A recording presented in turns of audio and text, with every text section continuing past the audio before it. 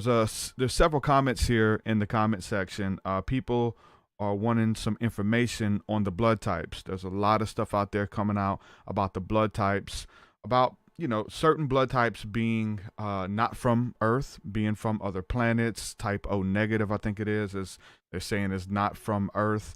And even when it comes to diet's been a tricky one when it comes to the blood types as well. Everyone trying to push like this is the way to eat. This is the model on how to eat. But there's a lot of research now that's showing that certain blood types need other things in their diet to function properly. But as far as the blood types, and because people are like, okay, I'm O negative. Am I from another planet? Who am I? You know what I'm saying? So people are wanting some more information on that. Talk a little bit about what you know about the different blood types. Yeah, I might not answer this very well because I used to do a lot of research on it. There's a lot of contradictory information, and then, just tapping into my own intuition about it. I mean, I think a lot of it has to do with just your soul history. I mean, if you think about it, I came in as a Caucasian, whatever, right?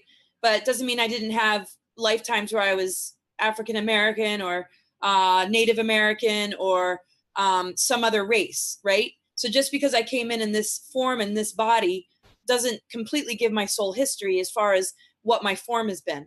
And I think the same thing can go with like blood type. I know it's a little bit different.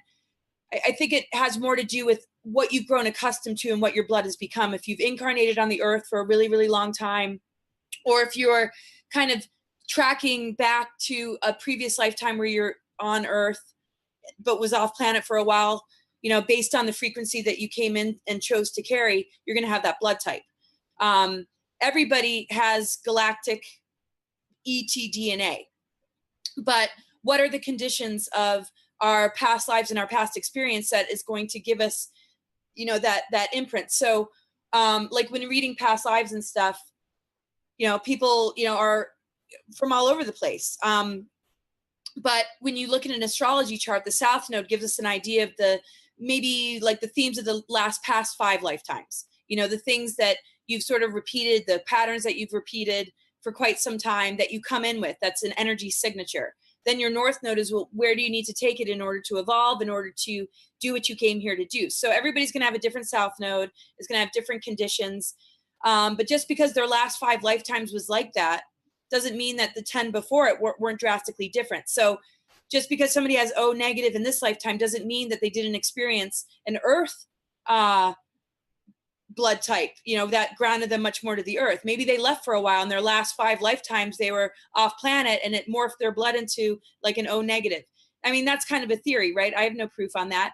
But what I'm thinking is nothing's really fixed when it comes to us. We need to have all different sorts of experiences so that we can step into our multidimensional awareness. We might have B positive and, have that nomadic type blood that requires this kind of food in a past life. But in this lifetime, because we were off planet for a while, maybe, quite a while, we've changed. I mean, if we can change physical form and be different genders throughout our lifetimes, we've been men, we've been women, we've been animals, probably dolphins, we've been maybe even an elemental or a fairy or in Middle Earth, or, Gandalf himself. I don't know. It's just, we've been all these different things and everybody's so unique, like a snowflake.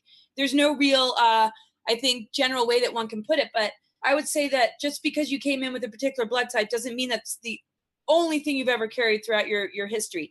Then there's the blue blood factor. How much copper is in your blood? What is the consistency of your blood based on who you were born into? Some people are going to be born into families where, you might be positive, but they're negative and your mom has to have a shot so her immune system doesn't destroy you, right? So then it looks like you're like the kid in the tribe that's going to change the vibration. What does that mean for future generations, right? They might have been at a different point in that ancestral line. They might not have ever been in that ancestral line. So just like with abduction scenarios and agreements that we have with off-planet entities or subterranean cultures, every single person's different and has a unique soul journey.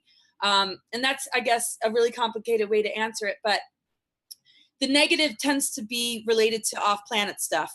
It's very hard to, I think it's hard to clone RH negative, but it's easy to abduct because there's already this off-planet connection.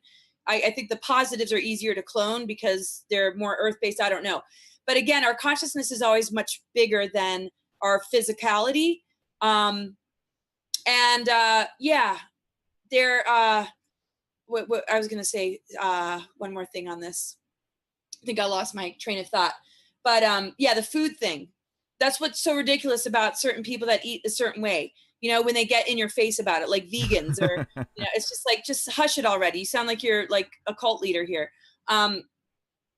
People need to feel into what their body needs, and it's really important to do the research once you find out your blood type. What kind of foods are good for you? I read that book, and I remember in my head, oh, I need to avoid that. That doesn't do well for me.